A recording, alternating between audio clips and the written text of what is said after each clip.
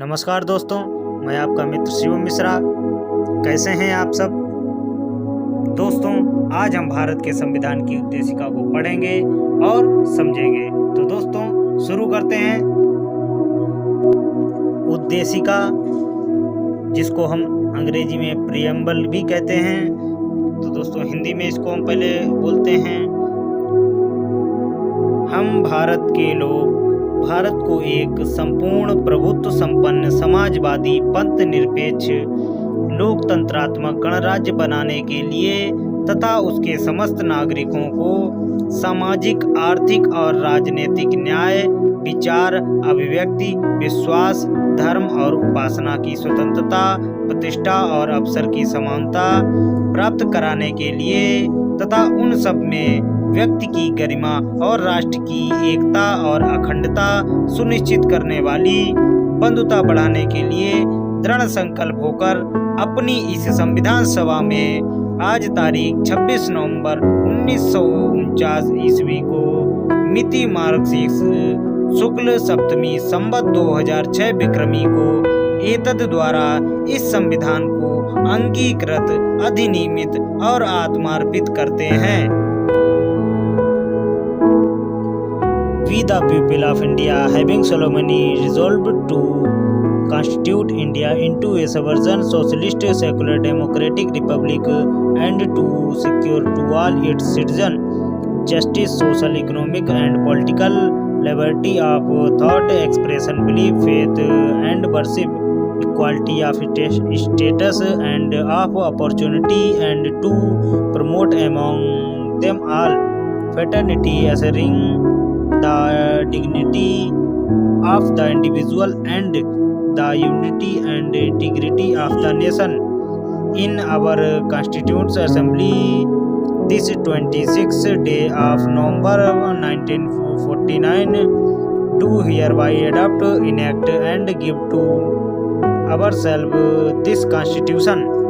दोस्तों, यही हमारे संविधान की उद्देशिका और यही हमारे संविधान की आत्मा है। भारत के संविधान की उद्देशिका के पाठ का उद्देश्य व्यक्ति की गरिमा तथा राष्ट्र की एकता और अखंडता सुनिश्चित करना है, जिसमें समाजवादी, पंथ निरपेक्ष और अखंडता शब्द 42वें संविधान संशोधन 1976 द्वारा जोड़ा गया है। भारतीय संविधान की प्रस्तावना का उद्देश्य भारत के समस्त नागरिकों को विचार, अभिव्यक्ति, विश्वास, धर्म और उपासना की स्वतंत्रता उपलब्ध कराना है। संविधान की उद्देशिका संविधान का अंग है तथा संविधान निर्माताओं के विचारों का दर्पण है। संविधान की उद्देशिका का कोई महत्व नहीं है। यह संविधान के परिचय से अधिक कुछ नहीं है। यह कहना असत्य है। संविधान की प्रस्तावना उन मौलिक मूल्यों व दर्शन पर आधारित है तथा उन लक्ष्यों व उद्देश्यों के प्रति प्रेरित है जिनको संविधान के संस्थापक पिता भारतीय शासन व्यवस्था में प्राप्त करना चाहते थे। उच्चतम न्यायालय ने भी उद्देशिका को बहुत महत्वपूर्ण व उपयोगी कहा है। व्यक्ति की गरिमा और राष्ट्र की एकता एवं अखंडता सुनिश्चित करना भारत के संविधान की प्रस्तावना के अंतर एक संकल्प है। भारतीय संविधान की उद्देशिका में शब्दों का सही क्रम इस प्रकार है। हम भारत के लोग भारत को एक संपूर्ण प्रभुत्व संपन्न समाजवादी पंथ निरपेक्ष लोकतांत्रिक गणराज्य बनाने के लिए ज्ञातव्य है कि प्रस्तावना में समाजवादी, पंथ निरपेक्ष और अखंडता शब्द 42वें संविधान संशोधन द्वारा 1976 द्वारा जोड़े गए हैं।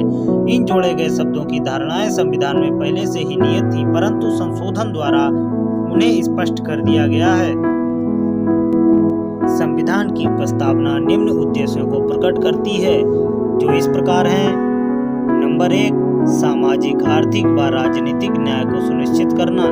नंबर 2, विचार, अभिव्यक्ति, विश्वास तथा धर्म की स्वतंत्रता प्रदान करना। नंबर 3, प्रतिष्ठा तथा अवसर की समानता स्थापित करना तथा नंबर 4, व्यक्ति की गरिमा और राष्ट्र की एकता और अखंडता स्थापित करने के लिए बंधुता को बढ़ावा देना। उक्त सभी संविधान के उद्देशिका के उद्देश्य हैं, परंतु सबके लिए शिक्षा का अधिकार उद्देशिका में उल्लेख नहीं है। उद्देशिका संविधान का भाग तथा उसका दर्शन कराती है। भारतीय संविधान के रचयिताओं ने अपने उद्देश्य को उद्देशिका में समाहित किया है अतः संविधान के रचयिताओं का मानस उद्देशिका में प्रतिबिंबित होता है। एक केस है इनरी पेरुवारी 1960 के मामले में उच्चतम न्यायालय द्वारा निर्णय दिया गया कि उद्देशिका संविधान के विचारों को जानने की कुंजी है। दोस्तों, उद्देशिका के संबंध में उच्चतम न्यायालय के कुछ महत्वपूर्ण निर्णय भी हैं जो आपको अगले वीडियो में बताए जाएंगे। तो दोस्तों, उद्देशिका के ऊपर कैसा लगा हमारा वीडियो हमें कमेंट बॉक्स में जरूर बताएं और हमारे चैनल को सब्सक्राइब करें, लाइक करें, शेयर करें। धन्यवाद। जय हिंद, भारत माता की जय, वंदे मातरम।